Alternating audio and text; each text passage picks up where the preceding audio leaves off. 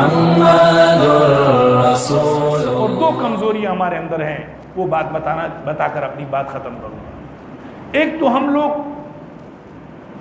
بدنیت ہے، ایک لوگ ہم بغیر نیت کے کبھی کام کرتے ہیں، کبھی بدنیتی کی بنیاد پر کرتے ہیں اور کبھی بغیر نیت کے کرتے ہیں. بغیر نیت، یہ دو خرابیاں ہمارے اندر.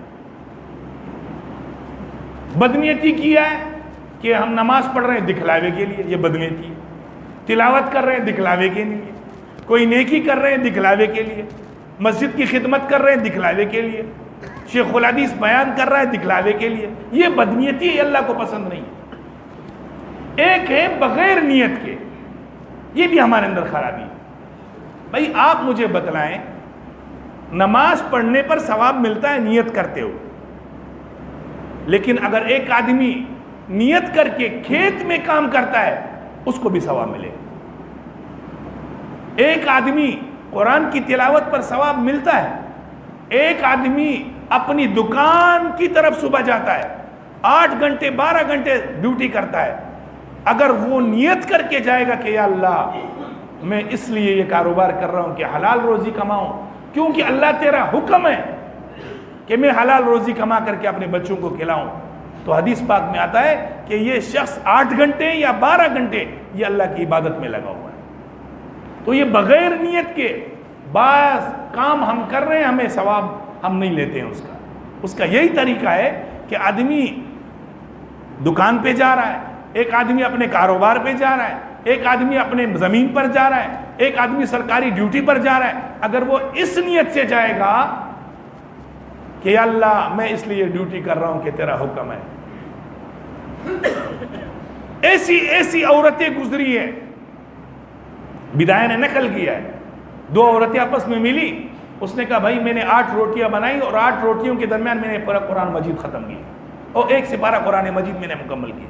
8 روٹیاں میں نے بنائی، 8 روٹیوں کے درمیان میں نے 1 سپارہ کلام مجید ختم کیا. دوسری نے فرمایا میں سالن بنا رہی تھی، میں نے سالن بناتے ہوئے 1000 مرتبہ سبحان اللہ والحمدللہ میں نے کہا.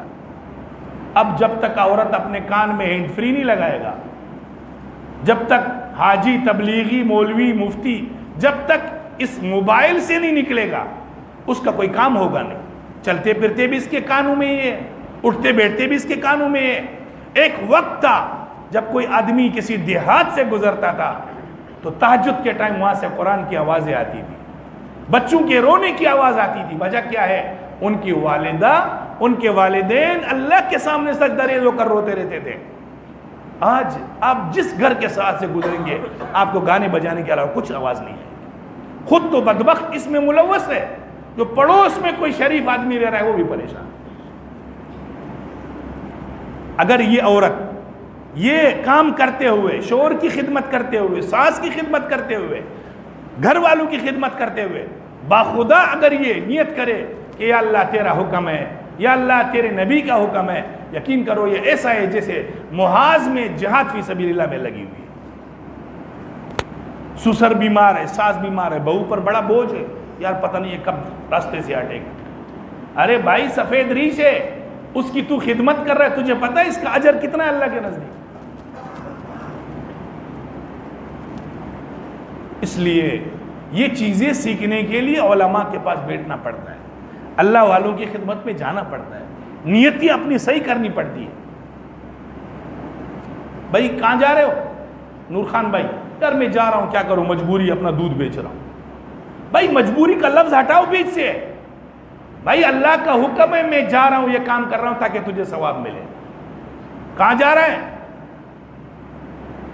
بھائی میں جا رہا ہوں یار ڈیوٹی پر، کیا کروں مجبور. بھائی مجبوری کا لفظ ہٹا اور یہ بول یا اللہ تیرا حکم ہے کہ میں اپنے بچوں کے لیے حلال روزی کما رہا ہوں. رب کعبہ کی قسم ہے تو 10 گھنٹے یا 12 گھنٹے حلال روزی کما رہا ہے تو ایسا ہے جیسے تہجد میں کوئی آدمی کھڑا ہے. آپ دکان پر جا رہے ہیں، یہ ہٹائیں لفظ میں یار مجبور ہے، کیا کرے، دکان ہے، کاروبار ہے. نہیں بھائی میں اب مجھے ایک اللہ پاک نے دل میں آیت ڈال دی.